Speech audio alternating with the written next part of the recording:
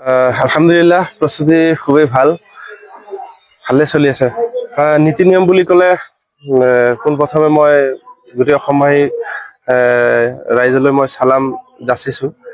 বিগত প্ৰায় 3 মাহৰ অশেষ চেষ্টা কষ্টৰ ফলত আল্লাহ ৰাব্বুল ইজ্জতে শেষৰ ফালে আমাৰ যিখিনি কাম কাজ কৰিবলৈ আমাক সক্ষম কৰাইছে আৰু কিছুদিন পিছতেই হয়তো ইজতেমাই কাম কাজ আৰম্ভ হৈ যাব, ইজতেমাখন আৰম্ভ হ'ব। 25, 26 আৰু 27 তাৰিখত হ'বলগীয়া ইজতেমাই কামখিনি প্ৰায় সম্পূৰ্ণ হৈ গৈছে। অলপখিনি কাম বাকী আছে, ইনশাআল্লাহ এইকেইদিনৰ ভিতৰত হৈ যাব।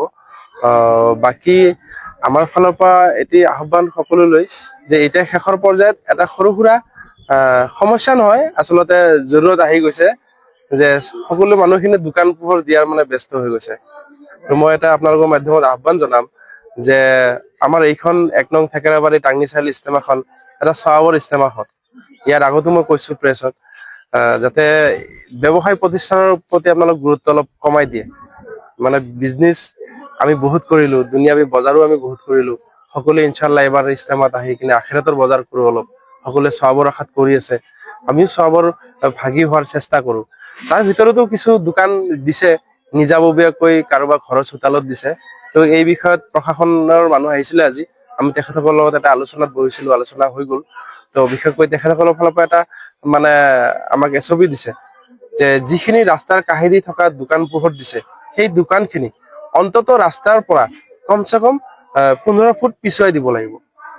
আমি দেখি পাইছো, ময়ো ব্যক্তিগতভাৱে ঘৰৰ মালিক বা দোকানীখিনিক কৈছো যে এনেকুৱা এটা এছবি আহিব, এনেকুৱা এটা নিৰ্দেশনা আপোনালোকলৈ আহিব যে সেইকাৰণে দোকানখিনি আপোনালোক পিছুৱাই দিয়ক। তো ঠিক এইটো আজি আলোচনা হ'ল, আমি বহিলো। তো মই বিনম্ৰভাৱে অনুৰোধ জনাম যে প্ৰশাসনৰ কাম কাজ কৰাৰ সুবিধাৰ্থে, ইজতেমাই কাম কাজ কৰাৰ সুবিধাৰ্থে, আমাৰ ইয়াত আহিবলগীয়া বিভিন্ন প্ৰান্তৰৰ মানুহখিনিৰ সুবিধাৰ্থে আমি যিখিনি হয়তো মাটিৰ মালিক, ঘৰৰ মালিকে আমাৰ চোতালখন ভাড়া দিছো, সেইখিনি অন্তত ৰাস্তাৰ পৰা 15 ফুট পিছুৱাই যাতে দিয়ে। আৰু যিকেইটা দোকান ইতিমধ্যে আপোনালোক বনাইছে, খুব কম সময়ৰ ভিতৰত আপোনালোক যিহেতু দোকান এতিয়ালৈ ষ্টাৰ্ট কৰা নাই, সেইখিনি পিছুৱাই দিয়ে যেন প্ৰশাসনৰ ফালৰ পৰা এইটো নিৰ্দেশনা আমাক দি থৈ গ'ল। আৰু আপোনালোকৰ মাধ্যমেদি মই অনুৰোধ জনাইছো, ইয়াৰ পিছত প্ৰশাসনো হয়তো ইয়াত টহল দিব, ইয়াত চাই থাকিব। তেনেকুৱা দোকান নাই, একেবাৰে নাই।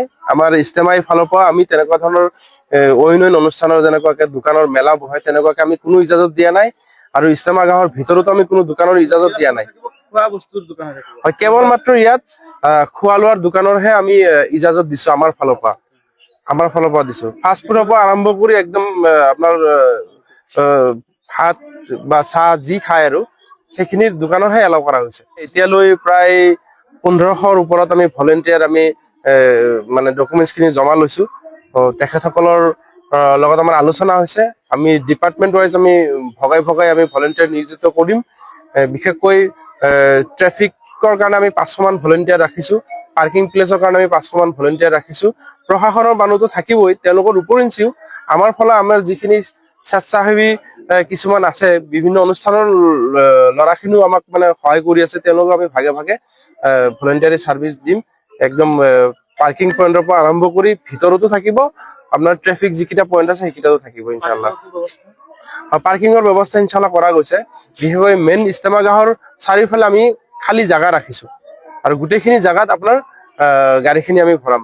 ভাগে ভগোৱা আছে যে আপাৰৰ কিছু ডিষ্ট্ৰিক্টৰ কাৰণে আমি এক্সট্ৰা পাৰ্কিং ৰাখিছো, ল'ৰা ছোৱালীৰ পৰা যিখিনি গাড়ী আহিব তেওঁলোকৰ কাৰণে আমি এক্সট্ৰাকে জাগা ৰাখিছো। আৰু বিশেষকৈ আমাৰ জিলাৰ যিখিনি অলপ দূৰৰ পৰা গাড়ী লৈ আহিব, সেইখিনি মানুহৰ কাৰণে আমি পাৰ্কিঙৰ এক্সট্ৰা আমি মানে ফেচিলিটি ৰাখিছো ইনশাআল্লাহ। হয়, ৰভাতলিত ডিষ্ট্ৰিক্ট ৱাইজ অলপ জাগা ৰখা গৈছে, বিশেষকৈ মেইন পেণ্ডেলৰ পূব ফালে, তাৰমানে শেষৰ ফালে পূব ফালে আমি দৰং জিলাৰ মানুহখিনি বহাৰ আমি ব্যৱস্থা কৰাই দিছো তাতে। আৰু তাৰো পূব ফালে আমি দৰং জিলাৰ বিভিন্ন প্ৰান্তৰ পৰা অহা মানুহখিনিৰ কাৰণে এক্সট্ৰাকে আমি তেওঁলোকৰ হাজত জৰুৰত পুৰা কৰাৰ কাৰণে আমি জাগা বনাই দিয়া গৈছে। তাত সৰু সুৰাকে মানে কেম্প টাইপ বনাই দিয়া গৈছে, তাতে ইনশাআল্লাহ সকলোৱে যাব পাৰিব।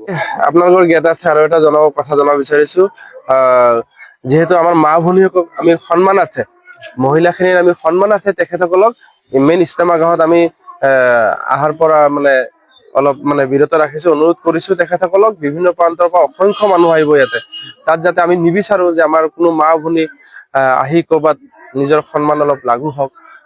তেখেতসকল আমি ব্যৱস্থা আছে, ঘৰৰ পৰা বা ওচৰ চুবুৰীয়াৰ আলহী ঘৰতো আহি তেওঁলোকৰ বয়ান ৱাজ শুনিব পাৰিব, কোনো অসুবিধা নাই তেনেকুৱা ক্ষেত্ৰত।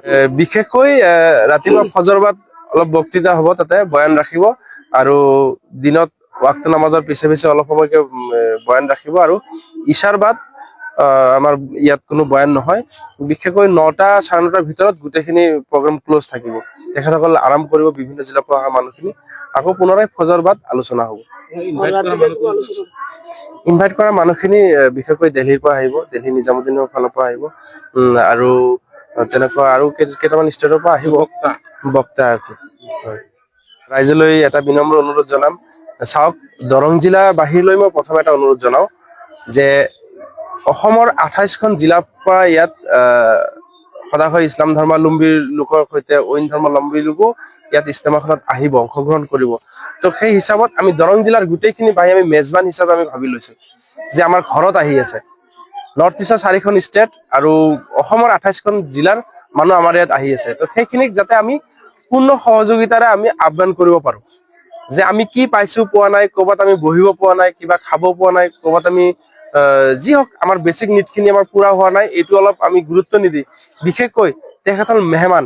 ইছলামত মেহমান নামাজিৰ ওপৰত বহুত ডাঙৰ কথা আছে, আপোনালোক সকলোৱে জানে। মই বিশেষ তেনেকুৱাকে সাধাৰণ মানুহ হিচাপে মই নাজানো। মেহমান নামাজিৰ ওপৰত বহুত সহাবৰ কথা উল্লেখ আছে, বহুত হাদিছ আছে। তো সেই হিচাপত দৰং জিলা বাহিৰলৈ মই এটা অনুৰোধ জনাম, আমাৰ ওচৰ চুবুৰীয়া যিকেইখন গাঁও আছে, ওচৰ চুবুৰীয়া যিখিনি পঞ্চায়ত আছে, গোটেইখিনি মানুহক এটা অনুৰোধ জনাম যে নিজৰ হাজত জৰুৰতটো অলপ চিন্তা নকৰি বেলেগৰ কি অসুবিধা আছে, তেওঁলোকক কেনেকুৱাকে আমি মেহমান নামাজি কৰিব পাৰো, কেনেকুৱাকে তেওঁলোকক এটা ছাৰ্ভিচ দিব পাৰো, যাতে সেই মেণ্টেলিটিত সকলোকে থাকে।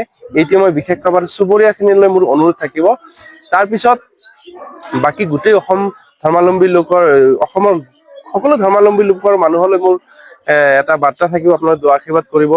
নৰ্থ ইষ্টৰ ভিতৰত ডাঙৰ এটা ইজতেমা হবলৈ গৈ আছে, যাতে এই ইজতেমাখনে আমাৰ ভাতৃত্ববোধৰ এটা পৰিচয় দাঙি ধৰে। ইতিমধ্যে আমাৰ সংখ্যাগুৰু ভাইসকল আমাৰ মাজত আহি আছে, তেওঁলোকৰ কাৰণে আমি এক্সট্ৰাকে বহা, এক্সট্ৰাকে এটা কিটচেন বনোৱা আছে, যাতে তেওঁলোকৰ ধৰ্ম ক'ৰবাত লাগু নহয়, তেওঁলোকৰ কাৰণে খুব ধুনীয়া পৰিৱেশ ইয়াত দিয়া আছে, আহি আছে। আৰু আহিবলৈ মই আমন্ত্ৰণ জনালো আপোনালোকৰ মাধ্যমেদি। সকলোৱে দুআ আশীৰ্বাদ কৰিব যাতে আমাৰ নৰ্থ ইষ্টৰ এই বৃহত্তৰ ইজতেমাখন সাফল্যমণ্ডিত হয় ইনশাআল্লাহ।